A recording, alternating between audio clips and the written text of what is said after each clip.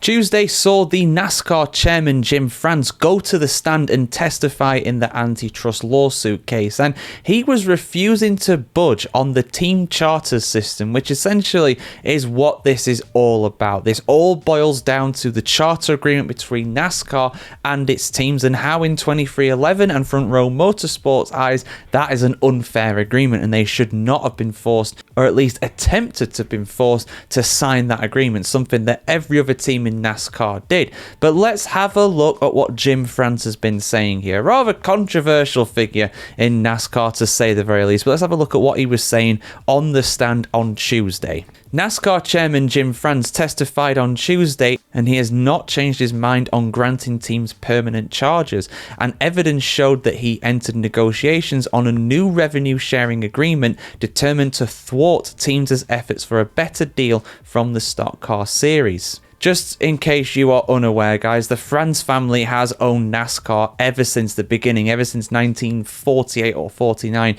whenever the series did start. And I think France is the grandson of the original founder of NASCAR. It's strange how it's effectively owned by private individuals rather than a big body or a company or something like that. It all goes down to the France family at the end of the day. France was the final witness called by attorneys for Jordan's 2311 Racing and Front Row Motorsports on the 7th day of the trial.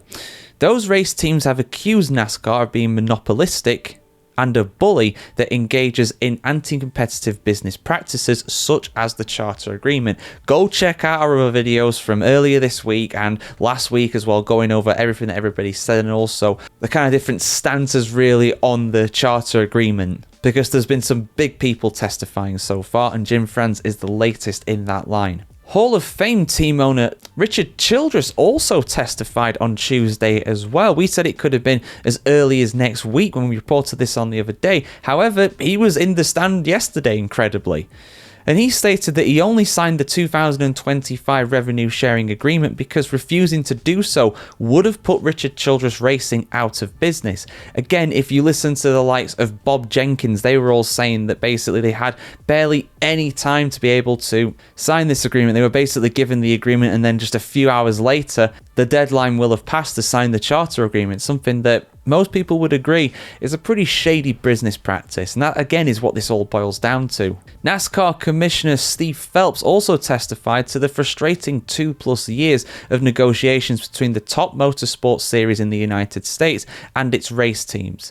The plaintiffs, 2311 and Front Row Motorsport in this case, introduced several documents detailing communication between NASCAR executives that showed France was stubbornly opposed to granting teams permanent charters throughout the process.